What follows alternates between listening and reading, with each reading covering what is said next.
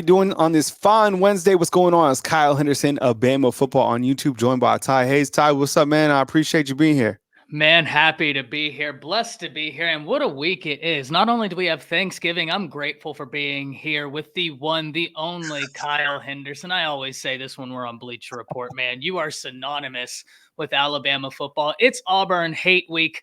And for me, not only is it Auburn hate week, it's committee hate week once again because they continue to make me angry with these rankings, and we have got to talk about it, man. So happy to be here. Yeah, absolutely. So thanks everybody for joining. Definitely get inside the comment box. What the show is going to conclude of today or include is us talking about the college football playoff rankings that have been updated as of November 21st. As you know, Alabama still at the number 8 spot, but we're going to look at some playoff resumes, trade some opinions back and forth. So sit back, relax, and enjoy, our program today. We appreciate you guys being here. Thumbs up, like, and subscribe. If you guys don't know about Ty Hayes, Ty runs Around the Sports Table on YouTube. It's his own channel. He's one of the guys that is up and coming, so definitely check him out. Go support him because he has some great content. There's a lot of great content producers out here in the YouTube world. Definitely support the YouTube guys. Across all the platforms, it's all good. I respect the grind, whether you're with the AL.coms or with the Touchdown Alabamas or On3 or with Rivals. There's a lot of people that are putting in the work. And you know what? Honestly, competition makes the product better. So I see all those guys working out there. Continue to work on your craft. I really respect all the game. But Ty, I'm going to turn it to you. And let's talk about these playoff rankings because there is a lot to dive into. I think the only way we can do this and do this well is first and foremost, I'm going to go ahead and rattle off our new top 10. Not a lot of movement, a little bit of movement. And finally, the committee took another step in the right direction, albeit a small step. So let's start with number 1. At 1, we have Georgia, followed by Ohio State at 2. Michigan comes in at 3. No shakeup with your top 3. At 4, you have Washington leaping Florida State, who was previously at 4. Florida State now falls to 5. Oregon, the committee wants us to believe, is the number one-loss team in the nation. I find issue with that. We'll talk about that here in a bit. At 7 is Texas, 8 Alabama, 9 Missouri, and 10 Louisville. So there's not a whole lot of change, Kyle. But one of the things we've talked about time and time again on Bleacher Report is, first and foremost, how was Oregon the top one-loss team in the country? And if that's the truth, how in the world is Washington behind Florida State? When we look at Washington's resume, they have a win over Oregon. They have a win over Oregon State. They have a win over Arizona. When we look at Oregon's resume, they have 0 ranked wins. Mm-hmm. When we look at Florida State's resume, they have 2 ranked wins. Mm-hmm. So this committee, I'm really confused by the parameters that they're trying to convince us on who is and who isn't a playoff team. And Kyle, I got a question for you, man. Do you think that the committee is somehow paving the way to almost absolve themselves of any blame and almost look at this and say, well, this is exactly why we needed an expanded 12-team playoff? Because that just can't stop bugging me. Mm-hmm. Yeah, well, first of all, we got a super chat to get to. This is from Aaron. What's up? Hey, Kyle, I can never catch a live show since I'm usually at work. I finally caught it today. Loved your show since Mick was on. That's Mick Gillespie. You've blown up. Appreciate it. Look, thank you very much for the support. We really appreciate the super chat. Glad you caught the show today. I hope you have a fantastic Thanksgiving with your family. Luke is saying, come on, Kyle, we got to stop worrying about the playoffs. Look, I get it, man. But if there is no voice of the people that is talking out there, providing rationale, then it's a dangerous place because these playoff rankings and where they are going by the committee are not good right now because they are talking about the 4 deserving teams rather than the 4 best teams. And Ty, to you, I think that what the committee is doing right now, by the way, Luke, I love you, dude. Luke out in Weaver, dude. He calls in and just spits the absolute truth. Unfiltered. Luke, stay authentic, man, honestly. The thing about it is I do think that the committee is like, look, it doesn't matter because next year we're moving to this different type of format where there's 12 teams. And this is why we had to move to the 12-team format. This particular year, Ty, I think there's been more of a logjam at the top than we've ever seen before. It's not as cut and dry in the past. So that's why we're talking about these resumes and we're starting to say, who beat who lost to who, what key wins do you have? And I think that listening to the committee, there was a couple key points, and I guess let's start with Oregon. You mentioned their resume, so I'll add that to the screen so we can kind of have that for a reference point. So when you do look to Oregon's resume, and I'll put that up in just a second, you see that they don't have a strong strength of a resume, if you want to call it that, or strength of schedule, whatever it is. So they have a 5-game win streak, 10-1 overall, 7-1 in the Pac-12. But this is the interesting thing: they don't have a win over a top 25 team, and I'm going off the top 25 playoff rankings. Okay, so with Utah losing, that was kind of the win that they were living on. But the committee clearly wants style points. And this is where Oregon absolutely shines. Number 2 scoring offense in the country, behind LSU at 46.5 points per game. Number 2 overall offense. Number 16 defense. Number 10 scoring defense. Number 64 strength of schedule on Power Guru. Go check out Power Guru. They have some really cool graphics to check out. And you also have Bo Nix, who's basically that what Vegas is saying, that he's going to walk away with the Heisman. He's racked up like 16 touchdowns in the last 3 games, and they have a plus 700 shot to win the college football title, which is tied with Alabama. Now, I feel that a lot of people are already slotting this team over Washington, but it feels to me like that when it's all said and done, we have a Pac-12 team that is going to make the playoffs, unless you have something cataclysmic happen this coming weekend. For example, Washington is upset by Washington State, and Oregon is upset by Oregon State. What's your take on that, Ty? Listen, you got 2 rivalry games. You got the Civil War happening out there, Oregon State. You got the Apple Bowl happening out there. Wild things happens in rivalry games, ladies and gentlemen. I don't need to tell you all that. You all are informed. You're watching this show. You know Alabama football. You know what the Iron Bowl has been, and you know what rivalry games bring. Mm-hmm. I think we're bound to see some fireworks. Could you pull up another resume for me? And that resume is Florida State. Okay. Because this is a team I'm also watching in terms of chaos. Because, Luke, to your point, even though I do agree that somebody has got to advocate, even if we are not voices that the College Football Playoff Committee will hear and take seriously, someone has got to advocate on behalf of Alabama, because if not, then nobody's advocating for him. That's why Saban is always so vocal. So I do agree with you, though. Win out and you're in. I also agree with the premise that a lot of this will take care of itself. Kyle, how confident are you that Florida State, absent Jordan Travis, is going to be able to get through Florida or Louisville? This was scary last night. So I was sitting back, and then I listened to the SEC. The SEC, the college football teleconference after. I recorded it. If you guys want me to upload the audio, I will. But I was really disheartened. It wasn't anything overly shocking, but it does give you kind of an idea of where the committee is. And these are the points that they talked about. I wrote them down, but I didn't find anything there wasn't anything Alabama specific related, but they talked about Ohio State and Michigan. They talked about Jordan Travis, which I'll talk about next. They talked about Ohio State and Michigan again. They talked about Liberty being at number 25. They talked about Georgia being at number 1, and they talked about Louisville, and they talked about some other criteria points. But this was a scary thing, Ty. When we look to specifically talking about Florida State, I've been harping on that bottom statistic at the bottom of the screen for a while now, that Florida State with Jordan Travis in the game during the first quarter. And our thoughts, our prayers are with him, because he's an absolute baller.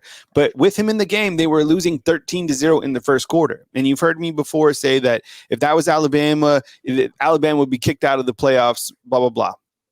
Well, what the committee said last night, this is what they said. They were like, it doesn't matter that Jordan Travis is out. And the fact that they were 13-0, what outshines that statistic is the fact that they were able to score 58 unanswered points. Well, of course, it's North Alabama, right? Like, you should have been doing that from the get-go. So that is scary. And with them going up against Florida at the Swamp, and Florida also has a backup quarterback, who knows what's going to happen in that game. But here's the telling stat about, or the telling number about Florida State, okay? And look, you guys have had a great team. Mark Norvell, what he's been able to do has been amazing. Look what Vegas is telling us. They are saying that they're plus 3,300 that they have odds to win the college football title. So they've basically eliminated them as one of these teams that could win the title. So shouldn't it be the best four teams that are inside the playoffs, right? So when we go back and look at the four best teams, what Vegas has, and I think I have that right here. This is what Vegas is saying. Okay. Vegas is saying it's Georgia, Michigan, Ohio State, Bama, and Oregon. But as you can see, Washington, Texas, and Florida State, in Vegas's opinion, those teams have been X'd out. So that's kind of what the concerning thing was when I listened to those guys talk following the playoff rankings yesterday. You just made a point, Kyle, that I would like to dive into very briefly, but I want to include chat. So I'm going to ask this question of you, Kyle, and also of chat. If you feel inclined to answer, please hop down in there. Let us know what you're thinking. I said this on our Bleacher Report stream.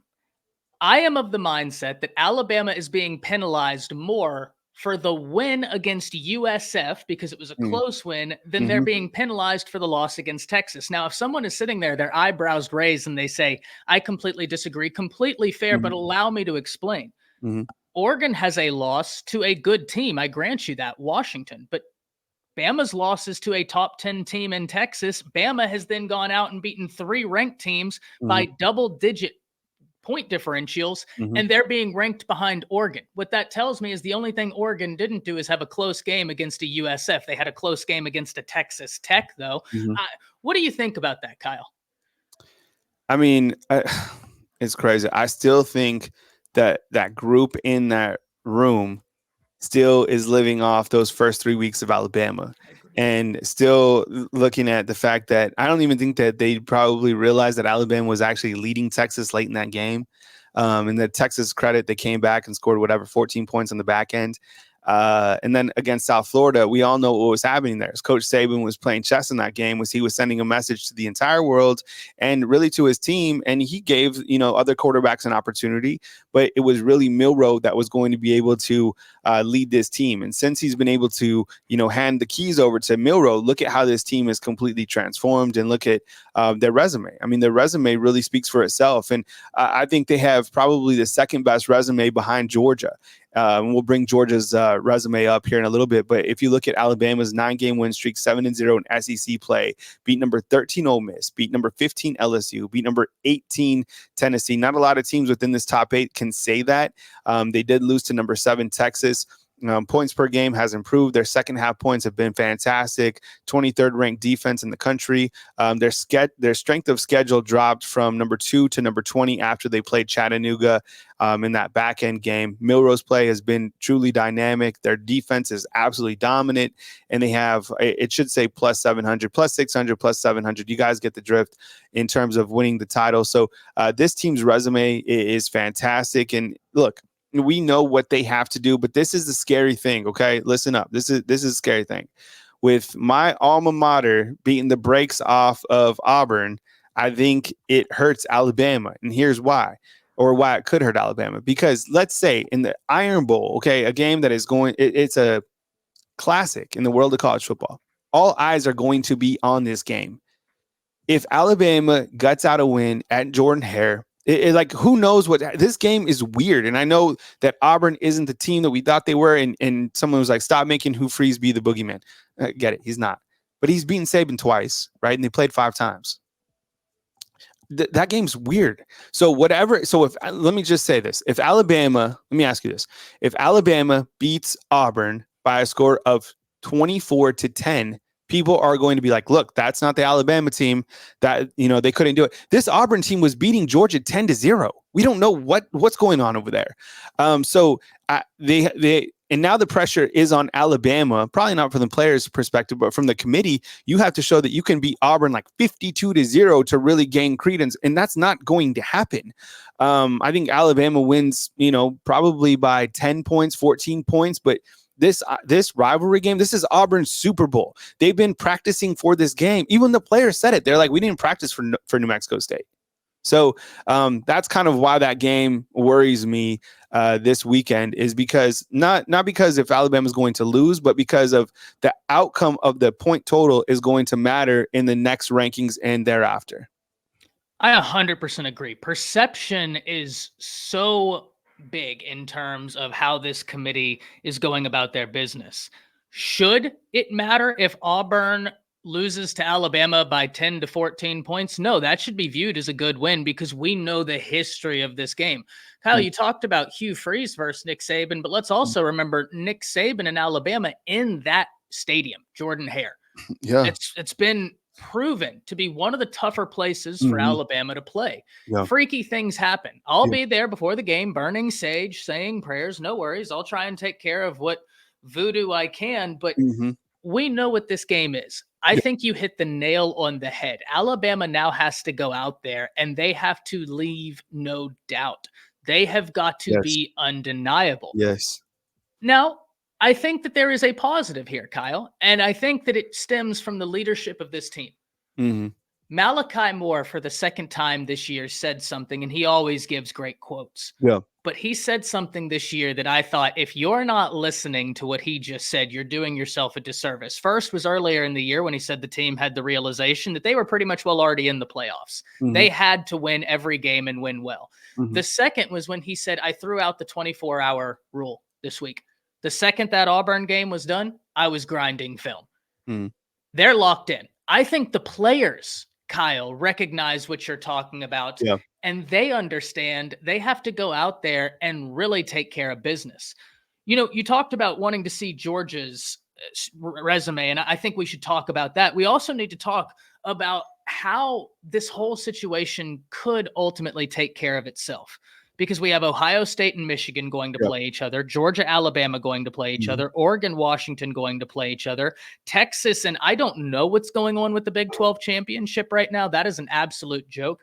So, what are your thoughts here on is this all going to take care of itself?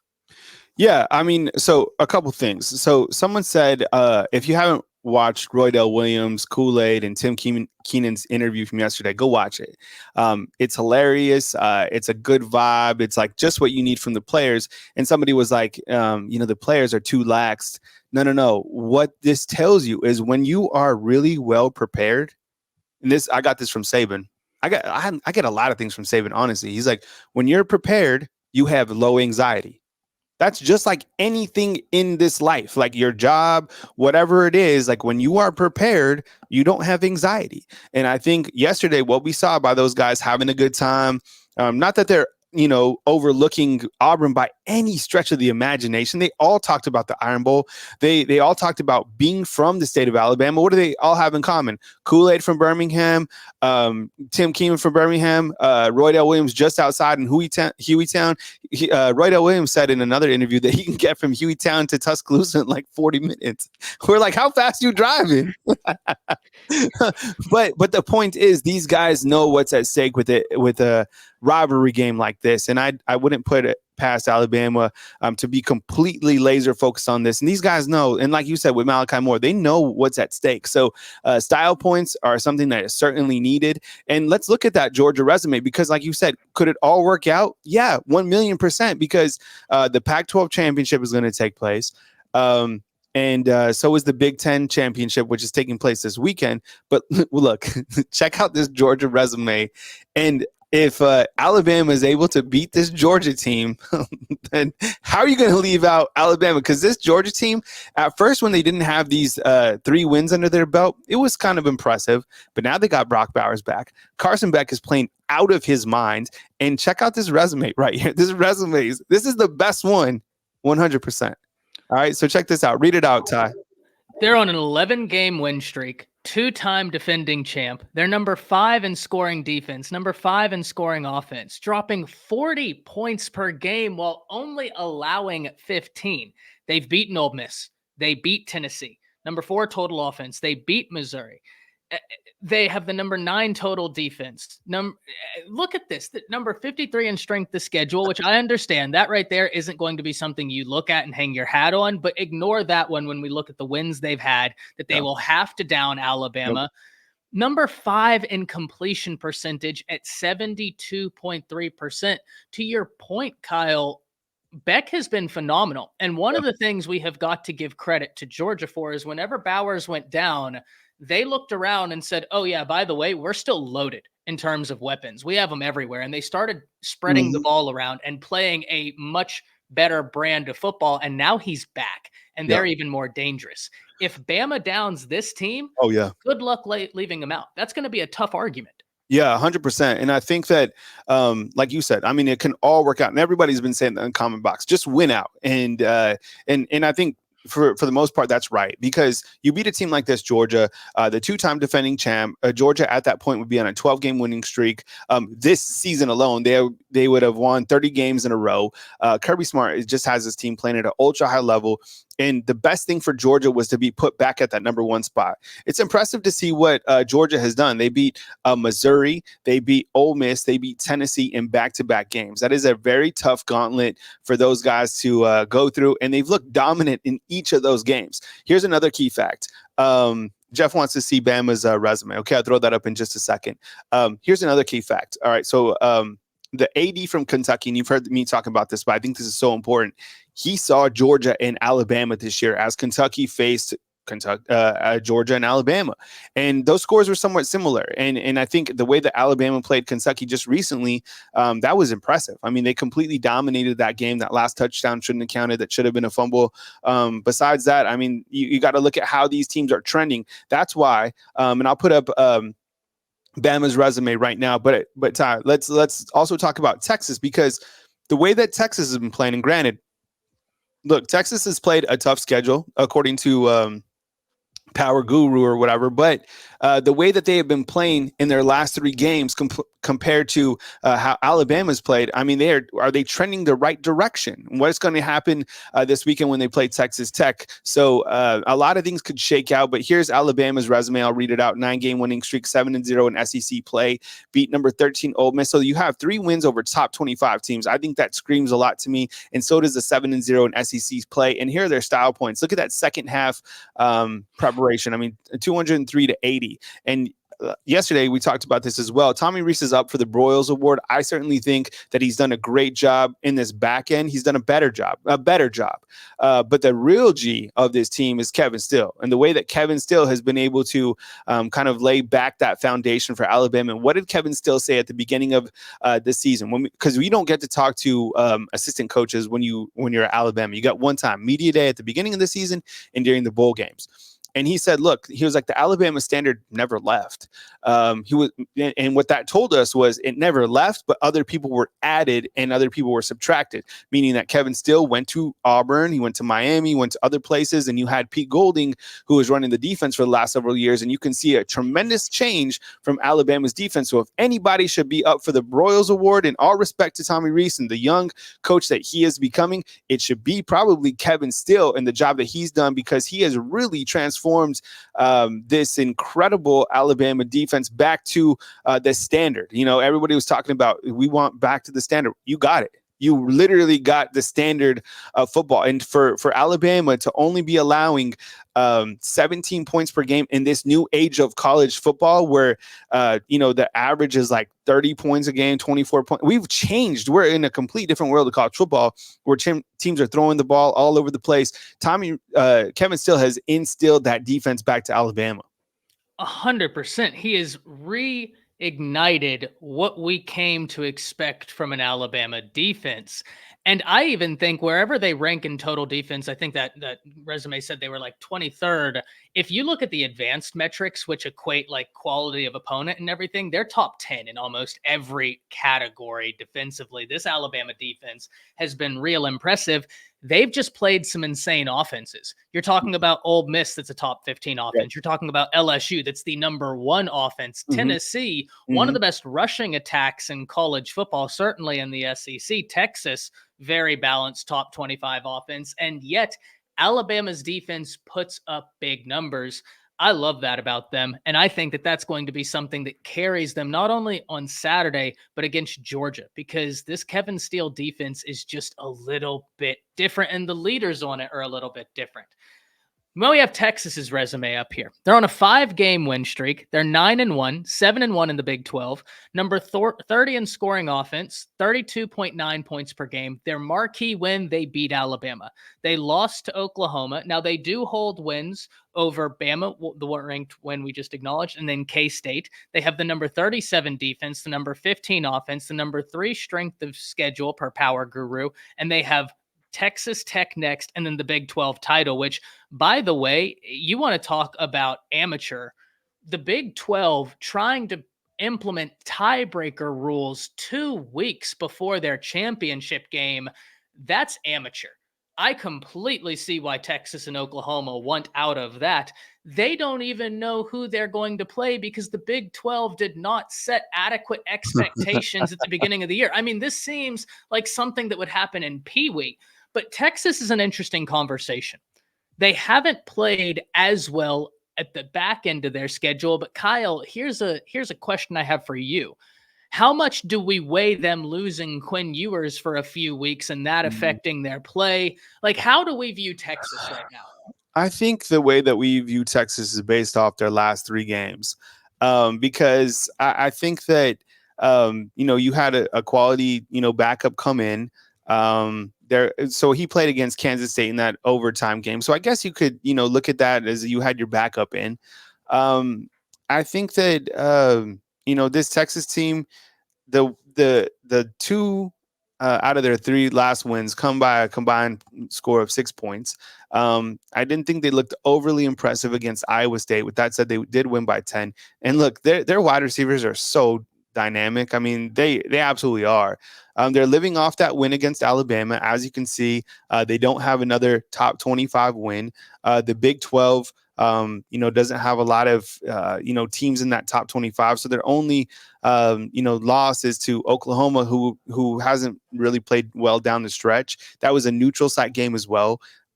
People are excited about this Texas team, rightfully so. This is their first time that they've won 10 wins since 2009. They're missing their running back, Jonathan Brooks, who's out. So they are living and dying off that win against Alabama, and the committee loves head-to-head. And these two teams played head-to-head, and I think that they were rewarded for that win, and rightfully so. They went into Bryant-Denny and took care of it, and I think it really penalized Alabama. So when you look forward and you look to different types of scenarios going forward, what is going to happen if Alabama, let's say this, okay? All right, stay with me here, okay? So what happens if you have the Big Ten who goes undefeated? You have Ohio State, right? And then what happens if you have Pac-12, Oregon, let's say, wins? Those 2 teams are likely in, right? And then you have, Alabama, Big 12, Texas wins, right? There's your 3 teams potentially. And then you have the SEC title game taking place between Alabama and Georgia. What happens if Alabama beats Georgia? Would Georgia then get in over Texas, or would Texas, still get in over Georgia, or would this happen? Would they take Texas and Georgia like they did last year, taking TCU into the playoffs, being that they didn't win their conference championship? That is where this gets real Right? squirrely because Yeah. I think Florida State, I don't take any pride in saying this because I've really had a good time watching them play. Mm-hmm. I don't know that they are in the same position absent Jordan Travis. The guy was Yeah. on the Heisman contender list for a reason. Yeah. He's Yep. dynamic. Mm-hmm. They're playing Florida, and I know, before I get the tomatoes thrown at me in the booze and the chat, which deserve. Florida's been not good. Understand this. That's an impatient fan base, and Billy Napier at some level is coaching for his job. I don't think they're going to fire him this offseason, but it's certainly laying the groundwork and the Yeah. foundation for him to be on the hot seat next year. Yeah. That Florida schedule is going to be brutal next year. So beating Florida State would go a long way in quelling any fears up there in Gainesville. Watch that. Then they have Louisville. Kyle, I think it would be really hard. And Texas fans, I am so sorry to say this. I think it'd be really hard that if Ohio State wins out, they're in. Yeah. Oregon, if they beat Washington, they're in. Yeah. If Bama beats Auburn and Georgia, Yeah. they're in. If Texas wins out, I don't know that the committee would put them in over Georgia because the committee wouldn't have the thing of, oh, well, Texas has a head-to-head win Yeah. over Georgia. then you would get into wins, and the wins would be fairly equitable because Georgia would have more ranked wins than Texas. Texas would have the highest ranked win, but it would be early in the season. Sure. And Georgia has continued to trend in a positive direction, where Texas, at the very best, has Mhm. stayed in the status quo, right? Yeah, Like they've yeah. stayed in neutral. I can understand not having Quinn. Malik Murphy comes in, but even when they've had Quinn, they've kind of just stayed in neutral. I think there's a real principled argument that the best they've played all year was week 2, and we Mhm. haven't seen that same Texas team. I say this all the time, Kyle. Part-time employees don't get the CEO position. And if you're a part-time employee and you're only showing up half the time, how can I have faith that you're going to show up when it matters? Mhm. So I think there's a real chance that if the scenario you posed happens, unfortunately, there's an opportunity for Texas to be left out because they set precedent for it last year with TCU. Yeah, and I just think as we've showed, I mean, that Georgia resume is outstanding. I mean, we'll put up on the screen again. I mean, what they've done this season over the last 3 years, I think speaks volumes. But it's not about last year; it's about this year. And what they've done this year has been really, really super impressive. That's why Alabama beating a team like this, I think, would send a message to everybody that this Bama team is better than you thought they were, and that a win over this Georgia team would supersede a loss to Texas 1,000,000%. And the fact that Alabama at that point would have won 12 games in a row or whatever and be the SEC West champ and the SEC overall champ and be undefeated against SEC play. This is an outstanding resume. This is the best resume that we have, plain and simple, 100%. Ever since, Alabama got their, that Georgia got their ranked wins in over Ole Miss, Tennessee, Missouri. Absolutely, this is the team to beat and rightfully at the number 1 spot. Ty, what is your take this week on this weekend between Ohio State and Michigan? I like Ohio State in that game. And the reason why is when I get down to brass tacks, I think Ohio State has the ability to be explosive in the passing game, whereas Michigan is more methodical in the passing game. I've said this time and time again. If you're going to be playing good defenses in the modern age, you can beat them being methodical, but it is much more difficult. For instance, I don't think you're going to be a methodical based offense that's not taking chunk plays and you're going to beat Bama or Georgia. I think they will boat race you if you take that game into there. Michigan came out, and here's their resume. They're on an 11-game win streak, number 1 in scoring defense, number 11 scoring offense. They're averaging 38.3 points per game. They're allowing 9 points per game while playing Bishop Sycamore all year. Impressive. I'll give them that. Beat number 12, Penn State, number 3, 63 strength of schedule. They have the sign stealing allegations, Harbaugh suspended. And ladies and gentlemen, dare I say, they didn't look like the Michigan that knew what plays were coming against Maryland. It's a little bit more difficult. I've seen people say this, Kyle. Everybody says, oh, well, you still have to go out there and stop it, right? You still have to go out there and stop it. Even if you know it's a halfback draw going to the left, you still have to stop it. That argument fundamentally makes no sense to me. Yeah, if you're a doctor and you have a patient, you still have to cure them, but it helps a lot more when you know they have pneumonia. Like you still have to fix them, but it helps if you know what the sickness is. That whole argument makes no sense to me. What's your thoughts on this? I think Ohio State is going to be able to down Michigan because I just think they have the ability to be more explosive, and they should change their signs. God forbid if they didn't change their signs. Look, Ryan Day and Jim Harbaugh probably want to meet in a room. At least Ryan Day does, right? I think that Michigan is able to win this game. And the reason is because of what's happening with Harbaugh off the sidelines. Now they're like playing for coach, and now the world is against them and all this stuff. They turn into complete victim. I mean, even the president of Michigan was out there saying that the world is against us, and Coach Harbaugh said that this is America's team. Look, this is a good team. They're built to run the football. They have playmakers. I mean, Blake is an absolute beast. JJ McCarthy is above serviceable. And like you said, Ohio State does have the weapons, elite weapons. I mean, they have a weapon by the name of Marvin Harrison Jr., who's up for the Heisman Trophy win award. He has 3 touchdowns in that last game. And Kyle McCord has been doing a good job getting the football to those guys. But I think the game's the big house. There's so much on the line. And I think because of just how things have gone for Michigan. And like you said, they were able to survive Talia Tungavailoa and Mike Loxley last week. I think that this team, I think what's going to happen is they're going to beat. This is going to be crazy because you haven't heard.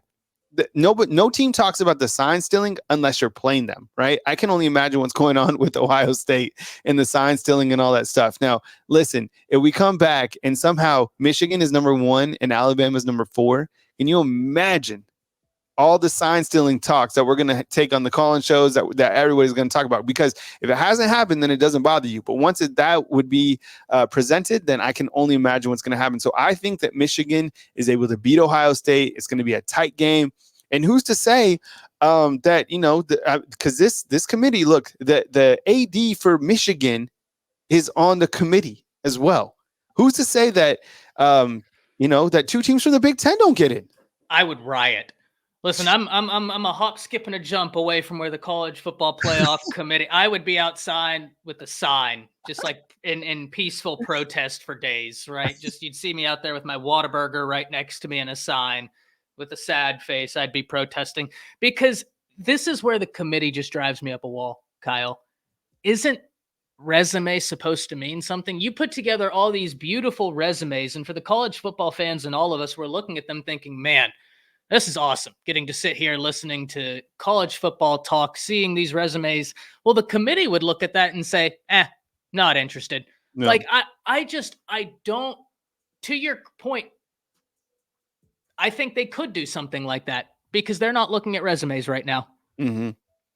Yeah, I mean, here's Ohio State going into this weekend, 11-game win streak, 11-0 overall, 8-0 in the Big Ten, beat number 11 Penn State, beat number 18 Notre Dame, have number 3 Michigan.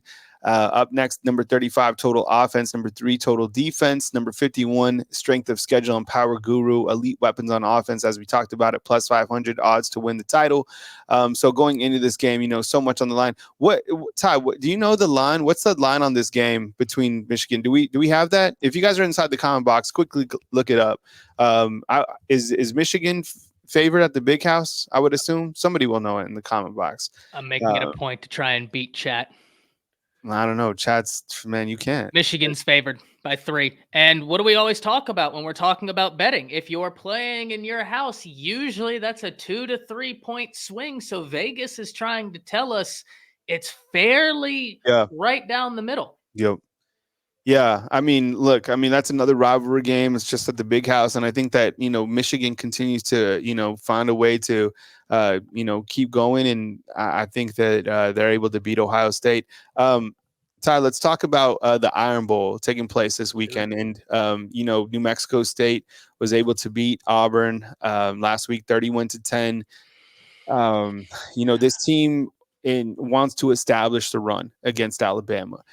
It's been very difficult for any team in college football to run the football against Alabama. That's why I like Alabama versus Michigan, right? I think a team that's able to beat Alabama is a team like Georgia, a team that is balanced, that can go up tempo, that has weapons, that can run the football, but it can also pass the football and has a dynamic tight end. I mean, Georgia has all the components, right? And they play good defense. But this Auburn team, they played Georgia well. They were leading Georgia early in the game before Brock Bowers took over. Hugh Freeze, as we mentioned, he's not the boogeyman, but he is a good coach. Did an incredible job at Liberty when he was at Hugh Freeze. When he was at Ole Miss, he was able to win some marquee games. How are you looking at this game going into the Iron Bowl weekend? And do you expect a blowout? There's a lot of people that just expect Alabama to completely hammer Auburn. How are you looking at it?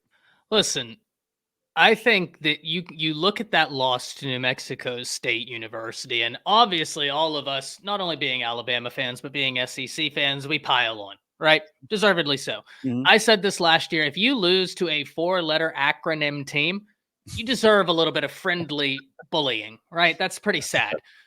Miami, I'm looking at you last year, Middle Tennessee State University. Are you kidding me? That's neither here nor there. The other thing that told me though, Kyle? Often in life, there are 2 sides to every story, and that's why the phrase is a double-edged sword, right? Yeah, they lost to New Mexico State University, but I think that they just completely did not prep for them and have been prepping for Alabama for weeks now. Yeah. So I think that that's kind of, to say it again, a double-edged sword. At the end of the day, though, this is what I'm thinking. Hugh Freeze is one of those guys where you have got to respect his offensive ability. He is Mhm. going to be able to get his team in positions. Are they going to be able to capitalize? I have long held the belief that you're going to have a real hard time trying to run it down a Nick Saban defense throat and win that game. I just don't see it happening. Ultimately, I think Alabama has got way more ability right now. I think the defense is playing at a really high level, and Malachi Moore coming out and saying basically, forget the 24-hour rule. Yeah. I'm going to start right now. That's a different mindset, man. Mhm. Like, that's a totally different mindset that this team has. And I don't think he's the only one. Listening to the way these guys talk, and of course, you would know better than anybody, being as involved with you are. Mhm. If Kyle's telling y'all that this team's locked in, he knows they're locked in. Mhm. I have Alabama winning and winning big, actually, man. And I'm usually one of those people that try and look at everything overly rational. That goes out the window this week. Give me Alabama in a big way, 45-10. Wow, 45-10. I appreciate the score prediction. Hey, fam, post your score prediction inside the comment box. We got um, Alabama, Auburn this weekend. As you know, I want to get your score prediction inside the comment box. So throw the scores up on the screen. Okay, so you have big. Wow. I have it. 45, yeah, 45-10. I think they're favored by like 14 and a half. Look, yeah, someone in the comment box said this. They need Josh. Josh said it. Josh is like, we need style points. Yeah, I think they do. You just need to win, and that's fine. But I think you absolutely do need to play 4 quarters of football. And I think that anything, like I said earlier, inside the show, is that if there's some sort of snafu, or if Auburn is leading this game 7-0, whatever, that is going to affect Alabama. I promise you. Watch. It'll be a different story on Tuesday when they do rank the team. They'll be like, well, Alabama was trailing against Auburn. They won't say the same thing, if Alabama rallies back and wins 38-7 or whatever. As long as they're trailing against Northern Alabama, it's excusable if it's Right. Yeah. Northern Yeah. Alabama. I know. Right. Auburn, Yeah. that's Especially on the road against the SEC team. Um, I think that Alabama is going to come out and play laser focused. This team is in a really good spot mentally. I like the best thing about this team is that Jalen Milroe still has a chip on his shoulder, because there's so many people that still don't believe in him. This is another opportunity for him to go onto the road and play in a big game environment. This atmosphere is going to be challenging. It's going to be the second most challenging environment, other than Texas A&M when they went down to College Station. People are going to make it very difficult for Alabama to be comfortable. But I think that this offense has really started to fuel up, and they've been able to get creative. So I think that while Auburn wants to be able to establish the run game, they might have a couple drives and they might get theirs here and there. But overall, this team's built to stop the run. So I'll take Alabama. Let's go with 35, and let's give Auburn 13 points. I like it. That still seems kind of like a large margin, probably something even I just came up with that on the fly. But I could see Auburn hitting, they always seem to, hit a couple field goals, and they might get a score or two. So, maybe a touchdown and 2 field goals, something like that. And Kenneth, you make a great point. He says 42-17 trick plays. That's Hugh Freeze. And you're Yeah. 100% on Mhm. brand right there, Kenneth. That is absolutely something that needs to be watched. Here's one thing I've heard from the Auburn side, and I do think it deserves a little bit of recognition. They've been pretty good at not allowing them to be beat through the air, right? Like, they Mhm. have been pretty good at putting the clamps down on passing game. I think they're a top 25 passing defense in the nation. That being said, Tennessee, I think, has a better ranked passing defense. Yeah. Texas A&M is a top 10, and Auburn has not played a quarterback like Jalen Milroe with the ability to say, okay, if you're covering all my guys downfield, good. I'm Mhm. going to take out and run. Let's see you cover them the next 3 times, because one of those times, one of you is going to get a little antsy. You're going to peek into the backfield, and Isaiah Bond is gone. And I'm Mhm. going to hit him right over the top. I mean, it is going to be beautiful what we see from Jalen Milroe in this game. I truly believe it. Yeah. So, yeah, and I like the score, Jeff, right there. It's similar to mine, 38-17. Okay. What we got now, as we kind of get to these last, 10, 15 minutes of the show, what I'd like you guys to do is, usually we have the call-in shows. I wanted to have Ty come on so we could chop it up, talk college football. We'll have a call-in show tomorrow, even on Thanksgiving. You guys can call in, and we'll go for, an hour just in the morning. But for right now, I know sometimes a lot of people they don't feel comfortable to call in just because whatever.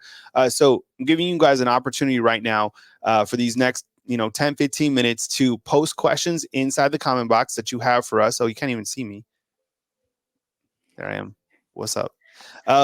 So I just figured you were somewhere in the crowd over there. I was looking for you. I am inside the comment box. I'm with you. Post your questions for us inside the comment box, whether it pertains to the college football playoff rankings, the Iron Bowl, or something else that you've been, that you've had on your chest or whatever. And we'd be happy to answer it inside the comment box. Ty, as we, look to this Alabama team, and I'm gone again. What do you think about this team in the terms of kind of the youth of this team? Because I was looking at some of the roster management yesterday and kind of going through the quarterbacks and running backs outside of the running backs, and maybe the fact that you have Jason Roydell, and you have the seniors, Seth, and you have Darian, who are the centers. I mean, overall, this team is really young, and I think some of those players as well have COVID year backed on top of that, meaning if they wanted to, they could come back. I was looking at some old photos last year. I wish I would have caught this earlier, but did you know that Will Reichard has had 2 senior days? So this last senior day, he came out with looked like his mom and his 2 sisters. And he had the same exact photo last year on senior day. So, some of these guys, because of the way that the COVID year gave them, an extra year, they could come back. But I mean, for the most part, and I'll do the defense as well. But from the offense, I mean, this team is very young. Really young. And even when we're talking about the running back room, man, Jason and Roydell, they are so gifted. I was talking with Chris James not too long ago, and we were on the phone and we were discussing Jason. I said, man, someone is going to, in the draft process, get a running back, and they're going to feel like they hit the lottery. Mm-hmm. Like they are going to feel like they just got the steal of the draft when they draft Jace. I just think he's such a well-rounded running back.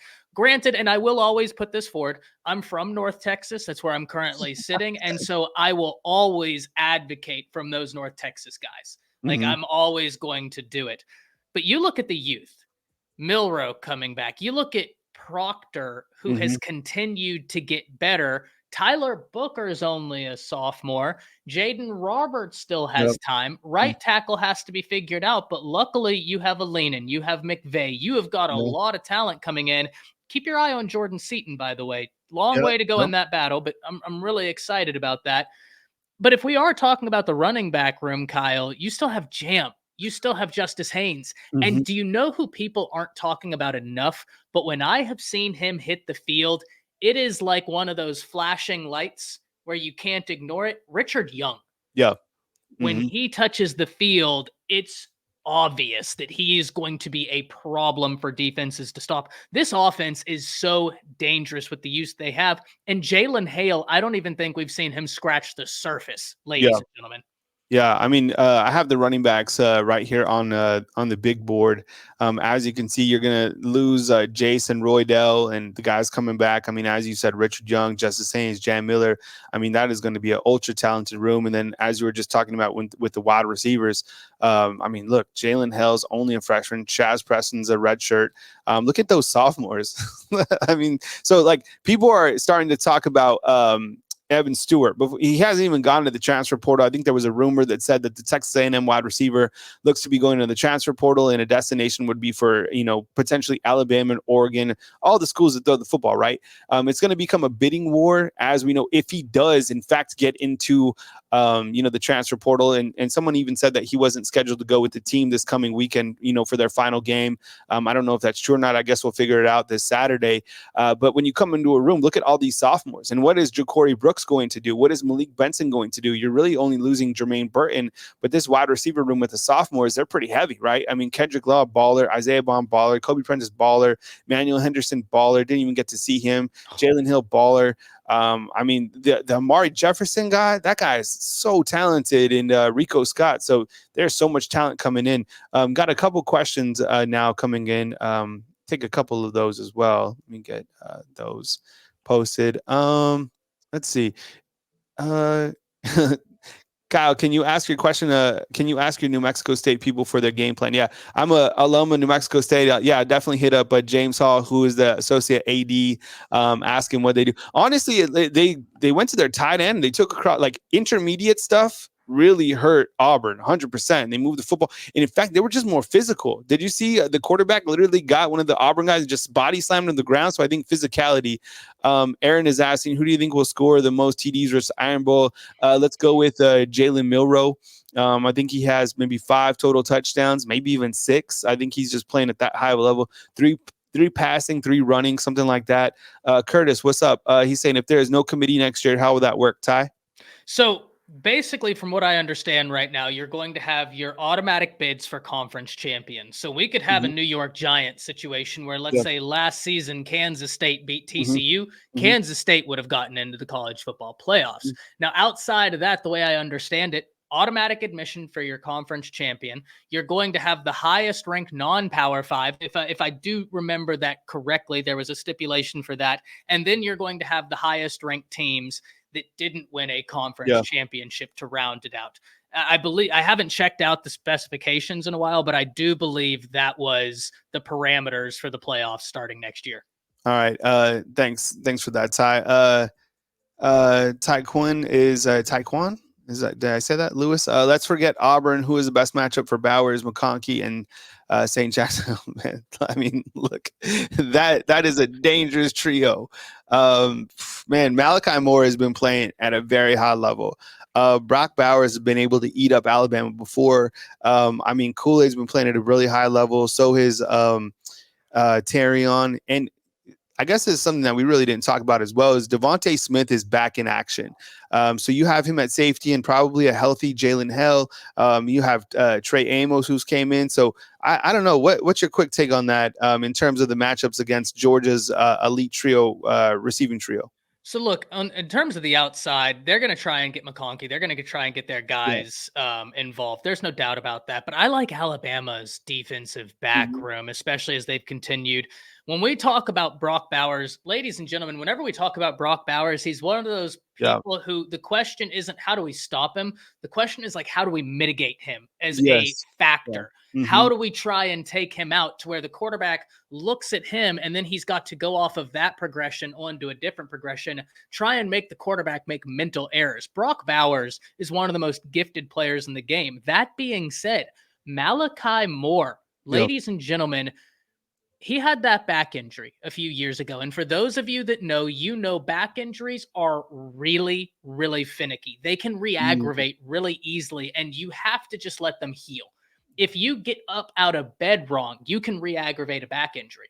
Well, he's healthy now. And what we saw from him as a freshman pales in comparison to what we are seeing from him now. His football IQ is through the roof. He's going to be big in trying to mitigate Brock Bowers. Yeah, but you're right. Like you can't stop him. I mean, you just can't. He's going to get his. I mean, he's one of the, if not, he might be the overall best player in college football. Like him and Jalen Milroe are up there. Jane Daniels, the neighbors dude from LSU, Bo Nix, I guess, is playing out of his mind. But yeah, I mean, Brock Bowers is certainly up there. Kara's asking, is Ja'Cory Brooks injured? I think he's dealt with some injuries this year, and I think some of those other wide receivers have just been, probably outplaying. This has been probably the biggest question. Coach Saban did say that he was injured. They never really went into the specifics of it, but it has to be in some, fashion. I mean, the guy is only a junior. Is he going to come back? And think about this. Ja'Cory Brooks came up big the last time Alabama was down Jordan Hare. I mean, talk about coming through in crunch time. I mean, Bryce leads that drive and he found Ja'Cory Brooks. I mean, so he has it in him. I mean, he was a shining star from, Florida, I think the Miami area, and things just have, really haven't panned out this year, but sometimes you just don't have the year. So maybe he comes back. I'm not sure, but good question on that, because I think that is one of the biggest questions. Katrina, we see you inside the comment box. Thank you very much. Ed is saying Kyle is 40 now. Yeah, another Iron Bowl victory should be a good present. Yeah, today I appreciate it. Today is my 40th birthday, and thank you for the well wishes. I really appreciate that. Had a good workout this morning and talked about being where your feet are at. And that was kind of my message to my workout group, is, what with tomorrow being Thanksgiving, I think it like, be here. Don't be thinking about tomorrow or this weekend, like be with your family. Be there, be in that moment, be with your loved ones. That was my message. Let's see what else, other questions that we have inside the comment box, if we do have any. And I appreciate you guys being here, and be sure and follow Ty. I mean, he does such a great job around the sports table. Ty, tell him about your YouTube channel. Yeah, well, it's just we just talk college football, man. It's a good time. I'm a big time Alabama fan, but I always wanted to talk college football in general. So we started a YouTube channel. You can catch me there Monday through Friday. Mhm. Constant live streams in the morning, videos. We're talking everything. We're talking SEC, Big 10, Big 12, Pac Mhm. 12, ACC. And when Mhm. I'm not there, you can find me on Bleacher Report Fridays. I have a national show where we do a college football pick 'em, and I Mhm. am currently in the lead, and I plan to take that trophy home for Alabama. USC cost me a perfect weekend. I will never forgive Lincoln Riley. If I'm not on that national show, you can catch me and Kyle together on the Bleacher Report Yep. app breaking down everything Alabama. Yeah, absolutely. And definitely download the Bleacher Report app. They've been pretty good to me this year. So I really appreciate it. I'm not affiliated with anybody, which is cool. I like being independent. It's been great. Even though I didn't get creds to, the Iron Bowl. Maybe Which it's is a because travesty. because I'm a New Mexico State That's grad, maybe. exactly what it is. No, it's all good. Take a couple more. Jacob is saying, Kyle, do you think Georgia Alabama game being in Atlanta is going to have an effect on the game? No, I don't. And the reason is, I mean, Alabama's been there many times before. Maybe not these specific players, but they still do have enough knowledge about playing in Bryant Denny East. And even though Athens is 45 minutes away, I don't think so. I think that you're going to have a sea of Alabama people follow this team, because a lot of people owe this team an apology. Honestly, there's a lot of people that want Coach Saban to leave, that they want to Coach Prime in here, and keep receipts. Go back and watch some of those shows. Listen to some of those call-ins. And there was a lot of people that gave up on this team, and it was a lot of anxiety this year. No, this team deserves, for you guys to go out to the Mercedes Stadium and follow this team. And I don't think it's going to have an impact. I think those players will rise up this weekend and going into that SEC title game. Of course, they're locked into this game, but yeah, no, I don't think it will. I mean, this team is right where they need to be. Why they give um, I don't know. Did you get a press pass to this game, Ty? No, I wish. They're I saying wish. someone. I don't know who that was, Luke, but it's all good, man. I mean, the Auburn. So the last time I was at Auburn, they added a new press box. So it's like on the back end of the stadium by their video board, and you can't even really see the game that well to begin with. And then what's crazy is you have to take the elevator down and go all the way around the stadium, kind of behind the berms that they have on the right, and then you have to go into where Coach Saban has his post game presser. I promise. I asked Shelly Poe, who is the SID. I was like, I understand if I can't, have a seat in the game. She's like, there's just no room for you. And I was like, could I stand? And she was like, no. And I was like, I just need to be there for Coach Saban's press conference. She's like, no. So it's all good. Whatever. I'll see you guys in, the SEC championship. Not a big deal. It's only one game. It's fine. I'm telling you, But it's your affiliations to New Mexico State University. I'm no, telling it's, you. it's all good. I don't trip out about stuff like that. It's funny. And I thought it was just funny that New Mexico State then beats Auburn, right? So it's so comical. I appreciate you guys being here. Thank you very much for believing in the channel, for supporting the channel. If you want to become a fan funder of this channel, hit the join button at the top of this YouTube channel. It's right next to the subscribe button. We appreciate all the super chats. And for you guys just hitting the thumbs up. And definitely follow Ty, whether it's on his YouTube channel or at Bleacher Report. Ty, did you have a good time today? I had a blast, man. Yeah, Had an absolute blast. absolutely, man. Ty, listen to me, man, okay? Stay authentic. Keep doing your thing, because I have a lot of respect for you. It's been really good to get to know you this football season, and I think you're doing a great job. So all the guys who are doing work out there, Coach Smoot, Coach Sean, Coach Jarek, Ty, you guys are doing a fantastic job. I really appreciate and respect the grind. So I'm coming to you from beautiful Tuscaloosa, Alabama. He's at the Around the Sports Table studio, and you guys enjoy all the content that we have coming up. For Wednesday night, we got Coach Saban's press conference. It'll be short and sweet, because tonight will also be the Nick Saban show, because he won't have his coaches show on Thursday night, because tomorrow is Thanksgiving. I will have a call-in show tomorrow on Thanksgiving at 9 9 a.m. So you can call in and we'll get, your score predictions or your final thought going into this Auburn game. And really appreciate you guys once again. From beautiful Tuscaloosa, Alabama, Kyle Henderson, Ty Hayes, Around the Sports Table. Like, subscribe, and we will catch you next time. Thanks for watching, fam. Roll Tide.